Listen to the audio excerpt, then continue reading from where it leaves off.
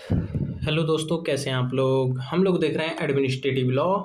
और आज का हमारा टॉपिक है exclusion of natural justice exception to the principle of natural justice. मतलब एक्सक्लूजन ऑफ नेचुरल जस्टिस को ऐसे भी पूछ सकता है, exception to the principle of natural justice. ठीक है, तो मतलब कब कब नेचुरल जस्टिस को एक्सक्लूड किया जा सकता है, मतलब एक्सेप्शन क्या है नेचुरल जस्टिस का। ठीक है, तो मान लीजिए कि कहीं मतलब बहुत ही ज़्यादा ज़रूरी है, तो वहाँ पे नेचुरल जस्टिस का पालन थोड़े ना होगा भाई।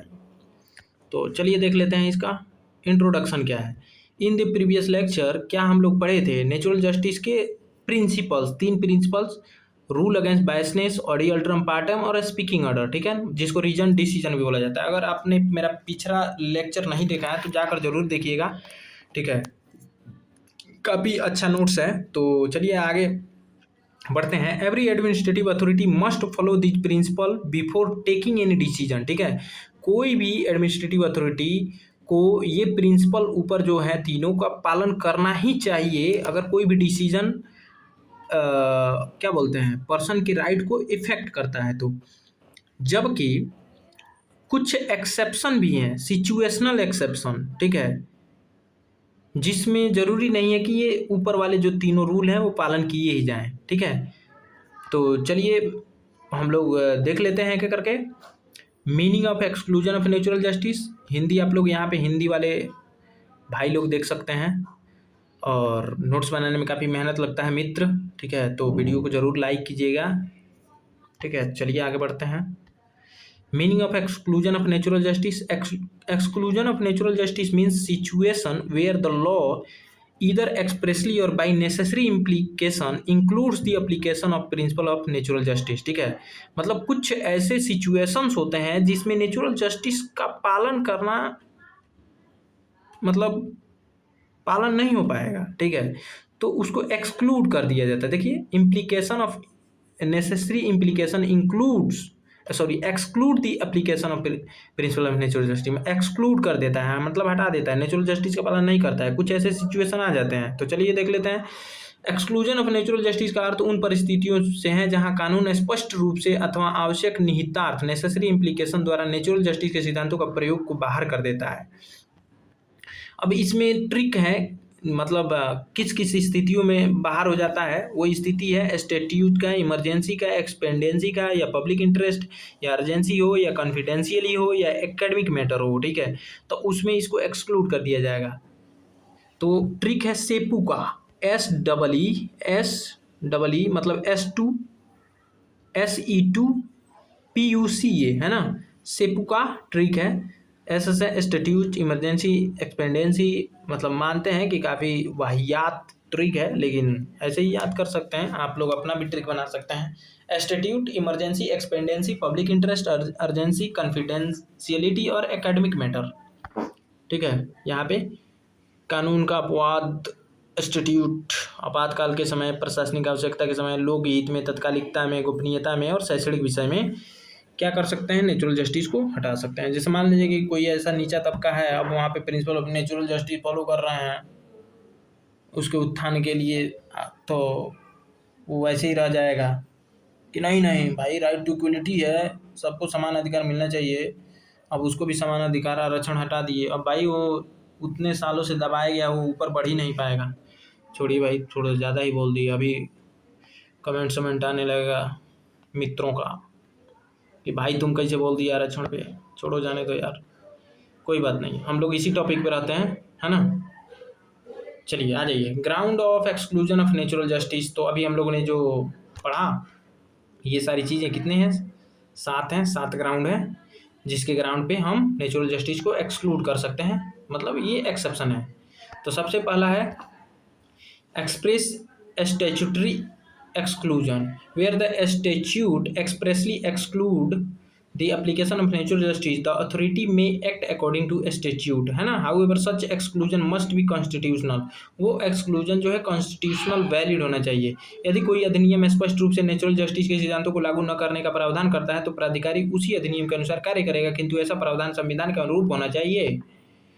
Example, certain prevention detention law permits immediate action without prior hearing। ठीक है ना, जैसे यूएपीए हो गया। कुछ निवारक निरोध मतलब प्रिवेंटिव डिटेंशन के जो कानून हैं, बिना पूर्व सुनवाई के ही तत्काल कार्रवाई की अनुमति होती है और उसमें तुरंत गिरफ्तार करके अंदर 6 महीने से 6 साल तक सड़ते रहिए। तो भाई ये थोड़ा गलत तो है ही, लेकिन क्या कर सकते हैं भाई। जैसे उमर खालिद को बंद करके रखा है अभी तक। इमरजेंसी में in situation of emergency prior hearing may be dispense with because delay may defeat the very purpose of the action. ठीक है ना। आपातकालीन परिस्थितियों में पूर्व सुनवाई आवश्यक नहीं होती क्योंकि विलंब से कार्रवाई का उद्देश्य ही विफल हो जाता है। Example, demolition of building that is likely to collapse immediately. ऐसी जर्जर इमारत जिसे तुरंत गिराना आवश्यक हो, वहां पहले सुनवाई का अवसर देना व्यवहारिक नहीं। ठीक है ना भाई। अब सुनवाई दे दिए कि क्यों इस घर को नहीं गिराना चाहिए, तब तक गिर गया, 4 लोग मर गए, है ना। तो इसमें नेचुरल जस्टिस का पालन नहीं होगा भाई। पब्लिक इंटरेस्ट में क्या, नेचुरल जस्टिस में भी excluded where the immediate action is necessary in the interest of public safety, public health और नेशनल सिक्योरिटी। जहां लोक सुरक्षा, जन स्वास्थ्य और राष्ट्रीय सुरक्षा के हित में तत्काल कार्रवाई आवश्यक हो, वहां नेचुरल जस्टिस के सिद्धांत सीमित किए जा सकते हैं।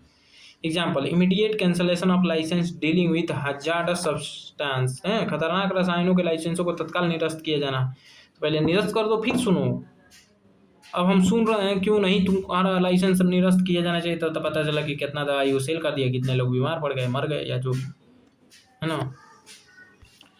अगला है confidentiality, where disclosure of information would affect national security or public interest, full hearing may not be possible। जहां जानकारी का खुलासा राष्ट्रीय सुरक्षा या लोक हित को प्रभावित कर सकता हो, वहां पूर्ण सुनवाई संभव नहीं होती। Matter relating to defence intelligence, रक्षा एवं गुप्तचर विभाग से जुड़े मामले। Academic matter, court generally do not interfere in purely academic decision unless they are arbitrary और मेलाफाइड। न्यायालय सामान्यतः शैक्षणिक निर्णयों में हस्तक्षेप नहीं करते जब तक कि वे मनमाने और दुर्भावपूर्ण न हो। Example, evaluation of answer sheet by expert examiner. आइए आगे देखते हैं legislative function. Legislature is not required to give every citizen an opportunity of hearing before enacting law. ठीक है ना। विधायी का कानून बनाते समय प्रत्येक नागरिक को व्यक्तिगत सुनवाई का अवसर देने के लिए बाध्य नहीं है। एग्जाम्पल, इसी अवसर का तो फायदा उठाकर बिल बना देता है सब, बिल एक्ट बन जाता है, फिर बाद में विरोध होता है, फिर बाद में हटाया जाता है। Example, parliament passes a new taxation law, संसद नया कर कानून बनाती है बिना सुने। इम्प्रैक्टिकबिलिटी, वेयर गिविंग नोटिस और hearing is impractically impossible, natural justice में भी एक्सक्लूड है। जहाँ नोटिस देना या सुनवाई करना व्यवहारिक रूप से असंभव हो, वहाँ नेचुरल जस्टिस लागू, अरे भाई कहाँ भाग गया, नेचुरल जस्टिस लागू नहीं किया जा सकता। एग्जाम्पल क्या है, evacuation of thousands of people during a natural disaster, प्राकृतिक आपदा के समय हजारों लोगों को तुरंत सुरक्षित स्थान पर ले जाना, है ना। अब कि भाई तुमको ले जाना है, बोलो किसको जाना है, किसको नहीं जाना है। आप सुन रहे हैं, तब तक पता चला कि बस आया तूफान सबको ले गया, मतलब आया बाढ़ सबको बहा ले गया। Important case like Union of India versus Tulsiram Patel. Certain government employees were dismissed without holding departmental inquiry, है ना। The Supreme Court held that in exceptional circumstances such as national security or impracticability, the requirement of hearing may be dispensed with, है ना। कुछ सरकारी कर्मचारियों को विभागीय जांच के बिना सेवा से हटा दिया गया। निर्णय क्या, सर्वोच्च न्यायालय ने कहा कि राष्ट्रीय सुरक्षा में व्यवहारिक असंभाव्यता जैसी विशेष परिस्थितियों में सुनवाई का अवसर देना आवश्यक नहीं हो सकता। मेनका गांधी में the supreme court observe that natural justice is flexible and it is applicable depends upon the facts and circumstances of each case. सर्वोच्च न्यायालय ने कहा कि नेचुरल जस्टिस एक लचीला सिद्धांत है और इसका प्रयोग प्रत्येक मामले की परिस्थितियों पर निर्भर करता है। स्वदेशी cotton mills versus union of India में सुप्रीम कोर्ट ने क्या कहा, द सुप्रीम कोर्ट हेल्ड, अरे भाई क्या है, the supreme court held that unless expressly excluded the principle of natural justice should ordinarily be followed. सर्वोच्च न्यायालय ने कहा कि जब तक कानून स्पष्ट रूप से अपवाद न बन जाए, तब तक सामान्य नेचुरल जस्टिस का पालन किया जाना चाहिए। अब यहाँ पे कुछ प्रैक्टिकल देख लीजिए। Suppose a bridge develop serious cracks and is likely to collapse, can be government close the bridge immediately without first showing notice to every citizen? Yes, because public safety is more important than prior hearing in such a emergency. मान लीजिए किसी पुल में गंभीर दरारें आ गई हैं और उसके गिरने का आशंका है, क्या सरकार प्रत्येक नागरिक को पहले नोटिस देकर ही पुल बंद करेगी? नहीं, ऐसी स्थिति में जन सुरक्षा सर्वोपरि है, इसलिए तत्काल कार्रवाई की जा सकती है। लेकिन आज के समय में कोई मायने नहीं रखता भाई। पुल बाढ़ आया, पुल दह गया, ऐसे पुल बनाए जा रहे हैं। डिफरेंस क्या है नॉर्मल रूल और एक्सेप्शन में? हियरिंग इज कंपल्सरी, एक्सेप्शन में हियरिंग में भी डिस्पेंस। ये तो इजी है भाई, सब कर लीजिएगा ना। 1 मिनट रिवीजन यहाँ पे देख सकते हैं, कुछ कुछ पॉइंट्स हैं 1 मिनट रिवीजन में, वो पॉइंट को रट लिया जाता है कि भाई आज ही गया मैं, रट लिए, चले गए, मार दिए, पॉइंट्स को रट लीजिए, है ना। सो थैंक्स फॉर वॉचिंग, मिलते हैं नेक्स्ट वीडियो में। कंक्लूजन आपको देखना है तो यहाँ देख सकते हैं। वीडियो कैसा लगा कमेंट में ज़रूर बताएं।